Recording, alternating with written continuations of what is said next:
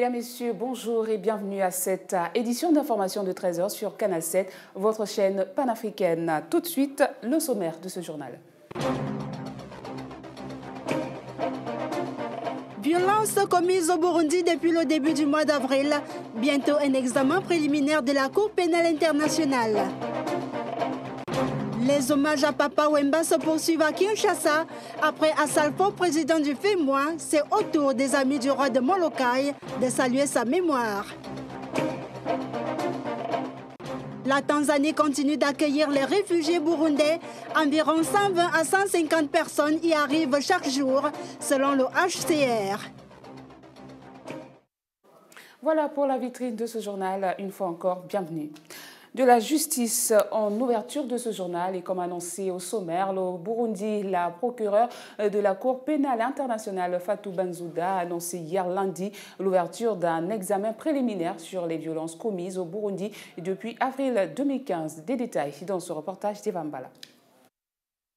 La procureure de la Cour pénale internationale, après avoir examiné des rapports faisant état de meurtres, d'emprisonnement, d'actes de torture, de viol et autres formes de violences sexuelles, a conclu que ces actes semblent relever de la compétence de la Cour. Dans un communiqué, cette dernière déclare suivre de près depuis avril 2015 la situation au Burundi et ajoute avoir exhorté à plusieurs reprises toutes les parties impliquées à ne pas céder à la violence.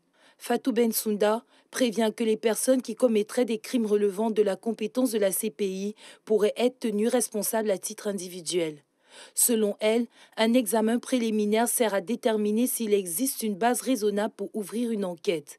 Elle précise également que son rôle est d'analyser en particulier les questions liées à la compétence, à la recevabilité et aux intérêts de la justice. Installée à La Haye, la CPI est compétente pour poursuivre des auteurs présumés de génocide, crimes contre l'humanité et crimes de guerre commis depuis le 1er juillet 2002. Rappelons qu'au total, 123 États dont le Burundi à ce jour ont adhéré au statut de Rome. Le Burundi est plongé dans une grave crise depuis que le président Pierre Nkurunziza a annoncé sa candidature en avril 2015 à un troisième mandat qu'il a obtenu en juillet de la même année au terme d'une élection controversée. Au Burkina Faso, un audit rendu public ce week-end commandé par le président burkinabé Roch Marc Christian Kaboré et ayant mobilisé 120 auditeurs pendant 2 mois accuse le gouvernement de la transition au Burkina d'être coupable de mauvaise gestion. Plus de précisions avec Marielle Biogou. Axé sur la gestion de la commande publique durant la transition au Burkina et diligenté par l'autorité supérieure de contrôle d'État et de lutte contre la corruption, ce rapport pointe de nombreuses irrégularités. On peut citer entre autres le recours abusif à l'entente directe pour les commandes publiques, le non-respect de la réglementation des achats publics dans l'exécution de la commande publique dans l'administration publique durant la transition. Cet audit a également révélé que durant cette transition, le gouvernement a massivement eu recours à des procédures en violation de certains textes. 63,1 milliards de francs CFA, soit 55,33% du montant total de commandes publiques passées pendant cette période, ont été faites sur la base d'ententes directes et d'appels d'offres restreints. Le rapport accuse nommément l'ex-premier ministre de la transition Zida et 18 membres de son gouvernement, des membres de leur famille, de s'être fait attribuer des parcelles dans le quartier chic de Ouaga 2000, au sud de la capitale, en violation flagrante des textes. Outre l'acquisition irrégulière des parcelles, ce dernier est aussi soupçonné d'enrichissement illicite et de blanchiment d'argent. Commandé par le président élu Roch Marc Christian Kaboré et ayant mobilisé 120 auditeurs pendant 2 mois, cette enquête a visé la période du 1er janvier 2015 au 28 décembre de la même année, date de démission du gouvernement de la transition. Cap sur le Mali avec cette information en bref et en images. Après un séjour médical en France où il a été opéré d'une tumeur, le président malien Ibrahim Boubacar Keïta est rentré le week-end dernier à Bamako. Il s'est adressé à la presse avant de reprendre le travail ce lundi. Il a déclaré à la presse, je cite, « Je suis parti malade, je reviens avec un organe en moins, enfin avec quelque chose en moins qui n'avait rien à faire dans mon corps », explique le chef d'État malien.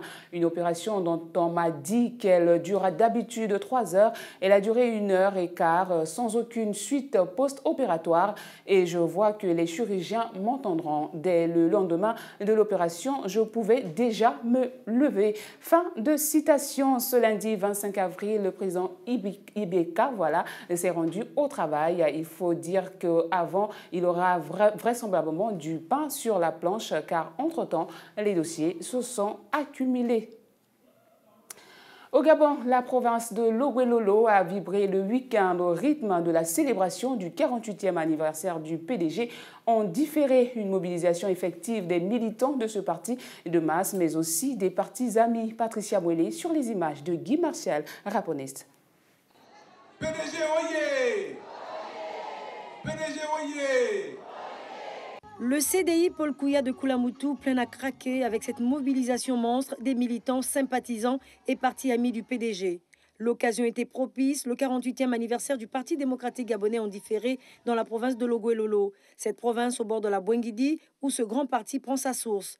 Tout le décor était planté pour que le membre du comité permanent du bureau politique du PDG, Blaise Louembé, soit présenté aux populations couloises. Des motions de soutien pour les projets mis en œuvre par le président du Parti démocratique gabonais. Marquons notre indissoluble attachement à la politique ambitieuse, courageuse et pragmatique du distingué camarade président Ali Bongo Ondimba. Affirmons sans embâche notre fidélité sans partage au distingué camarade président Ali Bongo Ondimba et à sa vision de l'émergence du Gabon à l'horizon 2025. Réaffirmons notre indéfectible attachement à l'œuvre de construction nationale entreprise par Ali Bongo Ondimba. Nous venons du haut de cette tribune et dans cette salle du CDI Paul Kouya réaffirmer notre ancrage à la majorité républicaine pour l'émergence. Blaise Louembé a saisi ces instants pour remercier les autorités de sa formation politique qui l'ont hissé à de nouvelles responsabilités. Des responsabilités politiques importantes et lourde de conséquences que j'entends pleinement assumer. Et c'est de cette tribune, à l'occasion de la célébration différée du 48e anniversaire de notre parti, que j'exprime ma profonde et sincère gratitude au distingué camarade président du parti pour avoir jeté son dévolu sur ma modeste personne. Le membre du comité permanent du bureau politique compte par ailleurs poursuivre l'œuvre avec l'appui des militants et sympathisants de son parti. Il me plaît énormément de travailler avec vous pour continuer l'œuvre commencée par les anciens à qui je rends un vibrant hommage. Nous sommes comptables et dépositaires de notre histoire, de l'histoire du PDG. Nous sommes la souche et le berceau du parti. Et nous sommes dépositaires de notre histoire, de l'histoire du PDG. Nous sommes la souche et nous sommes le berceau du parti. Et donc le lieu hautement symbolique à partir duquel ce parti ne saura être fragilisé. N'en déplaise à tous ceux qui souhaitent le contraire. Blaise Louembé compte sur le militantisme légendaire et la fidélité de tous les militants du PDG de la province de Logoué-Lolo pour dynamiser la vie du parti au niveau local et national.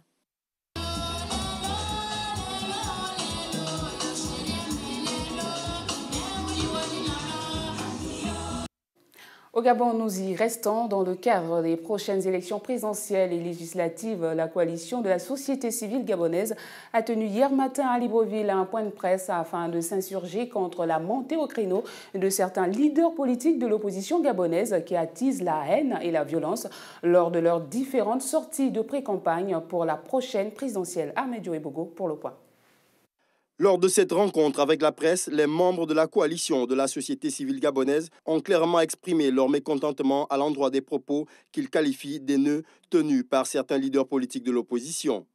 Des mots tels que « il s'agit d'une expédition pour nous débarrasser des cafards ». Nous disons plus jamais ça au Gabon, car nous ne pouvons feindre ni ignorer avoir entendu ces mots être prononcés ici au Gabon. Il est donc de notre devoir d'attirer l'attention de la communauté nationale. Pour cette coalition, la paix légendaire du Gabon doit absolument être préservée. Les mots ont un sens. Inyenzi est un mot qui qui signifie cafard, cancrelat, et qui désignait alors les Tutsis durant le génocide de 1994 au Rwanda. Cette phrase, « Il faut nous débarrasser des cafards » est gravée dans l'histoire de l'horreur. Nous rappelons donc au ressaisissement, à la retenue de tous les acteurs politiques, majorité opposition. Au terme de ce rendez-vous, un observatoire des élections au Gabon a été mis en place par le CSCG avec pour objectif la préservation de la paix lors des grandes joutes électorales. À 10h précises ce matin, une séance de travail s'est déroulée entre les conseillers municipaux à l'hôtel de ville de la commune de Libreville. Cette séance avait pour objectif de faire le bilan des activités des diverses communes de la ville. Sur place, nous avons Eva Mbala de notre rédaction qui nous fait le plante le décor de ces travaux qui sont en cours et continueront tout au long de la journée.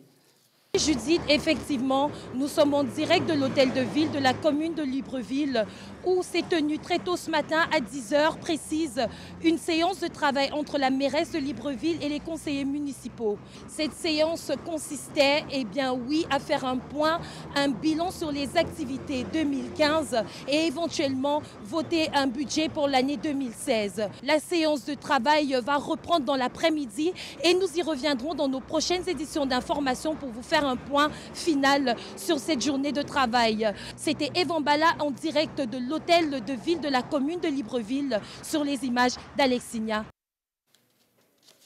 Merci Eva Mbala en direct de la mairie de Hôtel de Ville à Libreville. Direction le Maghreb, précisément la Libye, où le gouvernement d'union nationale libyen a pris lundi le contrôle du siège du ministère des Affaires étrangères. Il s'agit d'un pas supplémentaire pour asseoir son autorité dans ce pays livré aux milices et pouvoirs rivaux. Maria Biogou nous fait le point. Le gouvernement d'union nationale poursuit sa prise de contrôle des ministères dans la capitale libyenne Tripoli. La délégation gouvernementale est conduite par le ministre d'État du gouvernement d'union, Mohamed Amari. Aujourd'hui, et avec l'aide de Dieu, nous avons pris le contrôle du siège du ministère des Affaires étrangères à Tripoli. Il s'agit d'un ministère très important, comme vous le savez. Hier, nous avons pris le contrôle des sièges des ministères des Transports, des Affaires sociales, de l'Habitat, de la jeunesse et des sports et de la gouvernance locale. Dès que les ministres auront prêté serment, ils pourront prendre leurs fonctions à l'intérieur des ministères. Mohamed Amari a procédé à la signature de documents administratifs au siège du ministère au nord de Tripoli, une mesure qui renforce le contrôle des nouvelles autorités sur les rouages de l'État. Pour sa part, le Conseil d'État libyen, la plus haute instance consultative issue de l'accord politique parrainé par l'ONU, a pris ses fonctions et tenu sa première réunion vendredi dans les locaux de l'ex-parlement à Tripoli. Si sa légitimité n'a pas encore été consacrée par un vote du Parlement reconnu par la communauté internationale installée à Tobrouk, le gouvernement d'union s'est toutefois autoproclamé en mars sur la base d'un communiqué de soutien d'une centaine de parlementaires. Et cette note de sécurité pour la suite, comme annoncé au sommaire, ce mardi marque le premier anniversaire des violences politiques qui ont éclaté dans la capitale du Burundi, Bujumbura, et se sont propagées à l'ensemble du pays, obligeant la population à fuir vers la Tanzanie voisine. Le HCR et ses partenaires luttent pour fournir des conditions de vie décentes aux survivants qui se sont réfugiés en Tanzanie. Compte rendu de Marie-Angèle Gono. Cela fait un an que les violences ont éclaté à Bujumbura, capitale burundaise, obligeant les populations à fuir vers la Tanzanie voisine. Les nouveaux arrivants dans les camps de réfugiés en Tanzanie racontent les horreurs qu'ils ont subies. Il était midi et les enfants étaient revenus de l'école. Nous sommes allés dans la cuisine pour préparer le déjeuner et quelques minutes plus tard, les soldats sont arrivés et ont encerclé la maison et puis ils sont entrés. Ils ont tué mes enfants et ont tranché la gorge de mon mari. Ils ont emprisonné des gens et la nuit, ils les ont sortis pour les tuer. Ils ont attaché mes bras derrière mon dos et coupé des morceaux de chair. Les camps abritent plus de 135 000 réfugiés burundais. Environ 120 à 150 personnes arrivent chaque jour en Tanzanie, mais avec seulement 38% des fonds nécessaires pour aider ces réfugiés, le HCR et ses partenaires luttent pour leur fournir plus de services. Nous devons faire attention aux épreuves auxquelles ces réfugiés font face dans les camps en Tanzanie. On ne peut pas échouer sur ces dossiers. Selon le HCR, les camps en Tanzanie seront les plus surpeuplés avec 170 000 réfugiés burundais en 2016 si la situation ne s'améliore pas au Burundi. En Égypte, pour le 25 avril, jour commémorant la restitution du Sinaï par Israël en 1982, une cinquantaine de personnes ont manifesté au Caire contre le gouvernement égyptien. Ces manifestations interdites la veille par le président Abdel Fattah al-Sisi ont été réprimées par les forces de sécurité. Mariette Biogou pour le point. Ce 25 avril a été commémoré en Égypte sur fond de riposte populaire. Une cinquantaine de personnes a en effet manifesté au Caire contre le gouvernement égyptien et a été dispersée par des jets de pierre et des grenades lacrymogènes de la police. C'est un appel à manifester des mouvements laïques et de gauche contre la politique du gouvernement sur fond de colère après la rétrocession controversée il y a 2 semaines de 2 îles de la mer Rouge, Tiran et Sanafir, à l'Arabie saoudite qui a pris effet ce lundi. Malgré l'interdiction stricte de manifester énoncée la veille par le président égyptien Abdel Fattah al-Sisi. Ce dernier a en effet donné ordre à la police de protéger la sécurité et la stabilité des institutions. Les forces de sécurité ont donc bloqué dans la matinée l'accès à 3 quartiers où les manifestations devaient avoir lieu malgré les interdictions et ont arrêté depuis 4 jours des dizaines de leaders de jeunes opposants, d'avocats et d'organisations de défense des droits de l'homme. Les forces de sécurité ont immédiatement procédé à des arrestations de journalistes notamment, et certains ont rapidement été remis en liberté après vérification de leur carte de presse. Cette journée commémorative sous tension vient montrer une fois de plus le bras de fer qu'il y a entre les autorités égyptiennes et les leaders de la société civile.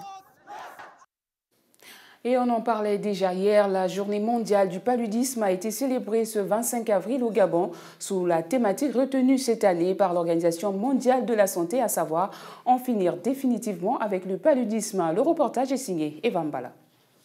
Le Gabon, à l'instar de la communauté internationale, a commémoré la journée mondiale du paludisme sous le thème « En finir définitivement avec le paludisme ». Les activités se sont tenues à Libreville sous la présidence du premier vice-premier ministre, ministre de la Santé, Paul Biya Oguemba.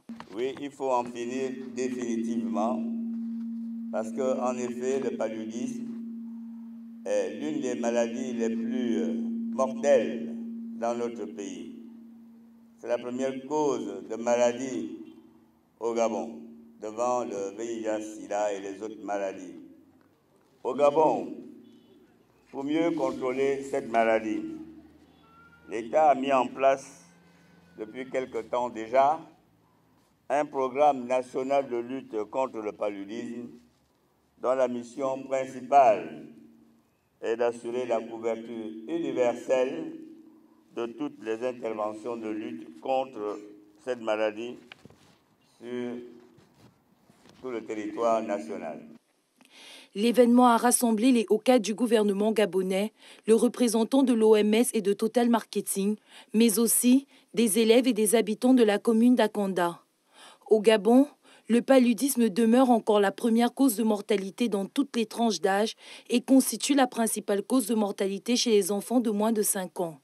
Notons que le taux de mortalité du paludisme au Gabon oscille entre 31 et 71%.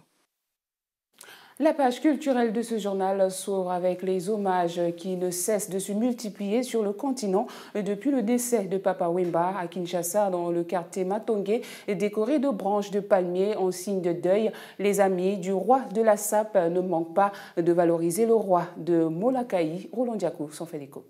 Au lendemain de la mort de Papa Wemba, les réactions se multiplient. Au quartier Matongé, situé au cœur de la capitale congolaise, se trouve le village Molokaï, où Papa Wemba a commencé sa carrière.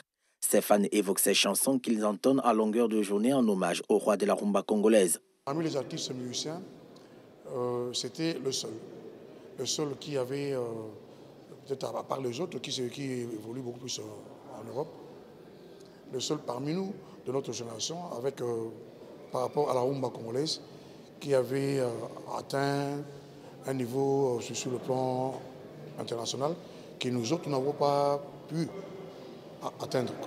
Donc, voilà, donc c'est une fierté du pays qui est partie. Le ministre congolais de la Culture se souvient d'un homme travailleur et actif. Je retiens de lui que c'était un homme qui aimait le travail, qui étaient acharnés au travail, sans lesquels il ne serait jamais arrivé à des niveaux aussi élevés tels qu'on l'a connu. C'était aussi un homme qui tenait à sa parole, à sa signature. Vous savez qu'il avait un peu de malaise avant d'aller à Abidjan. Les hommages se sont multipliés pour saluer un des chanteurs africains les plus populaires d'Afrique et le prince de la SAP, Société des ambianceurs et des personnes élégantes, mouvement dont il a été l'un des initiateurs au Zaïre dans les années 70 et qui se caractérise par les plus grandes audaces vestimentaires. Toujours en rapport avec cette actualité, au siège de Gao Production, maison de production de Magic System à Abidjan, Salif Traoré s'est prononcé sur la mort subite de Papa Wemba, invité prestige à la 9e édition du FEMUA, Festival des musiques urbaines d'Anoumambo, pour le leader de Magic System et promoteur du festival, la musique africaine, perd quelqu'un de formidable. Retrouvons Roland Diakou pour des précisions. Pour Salif Traoré, dit Assalfo, leader du groupe ivoirien Magic System, promoteur du FEMUA qui avait déclaré la mort de la légende de la musique congolaise Papa Wemba, la musique africaine perd quelqu'un de formidable. C'est une référence.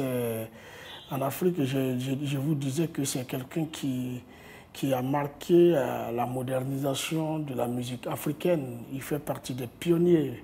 S'il ne l'a pas créé, cette musique, je crois qu'il fait partie de ceux qui l'ont amené très loin. Donc pour moi, j'ai vraiment un énorme respect pour lui, c'est quelqu'un de formidable. Le malaise qui a finalement emporté le roi de la SAP a été retransmis en direct par la chaîne de télévision ivoirienne RTI 1. Sur les images tournées vers 5 h du matin, on voit l'artiste coiffé d'un haut de forme rond de couleur rouge s'effondrer à l'arrière-plan alors que ces 5 danseuses continuent de se déhancher sur le devant de la scène. Elle se précipite alors pour secourir l'artiste tandis qu'elle rejoint un membre de la Croix-Rouge. Un moment tragique qui, selon Assalfo, était d'une manière le souhait de l'artiste. Je disais lors d'une émission qui précédait le FEMUA qu'il avait l'impression qu'il allait partir sur scène. Parce qu'il se sentait souvent comme dans un ciel quand il était sur un plateau et tout. Peut-être que c'était d'une manière prémonitoire. Organisé chaque année depuis 9 ans, le FEMUA était la première grande manifestation à Abidjan après les attaques terroristes de Grand Bassam qui avaient fait 19 morts. Et dans le cadre du focus de ce journal, Armel Dioé-Bogo vient de nous rejoindre sur ce plateau pour nous parler de la coalition de la société civile gabonaise qui a tenu hier matin à Libreville un point de presse afin de s'insurger contre la montée au créneau de certains leaders politiques de l'opposition gabonaise qui attisent la haine et la violence lors de leurs différentes sorties de pré-campagne pour la prochaine présidentielle. Nous en parlons dans quelques secondes.